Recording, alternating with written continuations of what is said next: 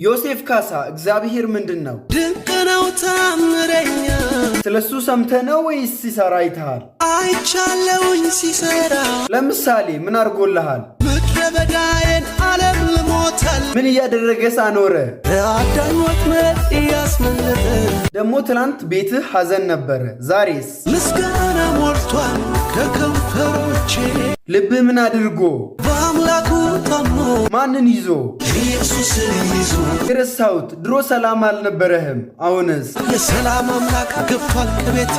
ስለዚህ አሁን ሰላም ነህ ማለት ነው። ታዲያ አንተ ለሱ ሥራ ምንድነህ?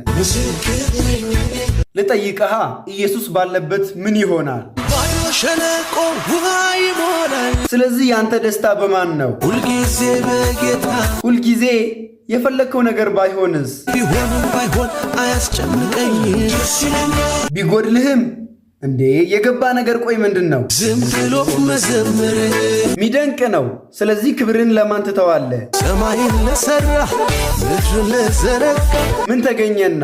ከየት እንዳነሳኝ ተሳለኝና። ኦ ያስጨነቀ ያ ክፉ ዘመንስ?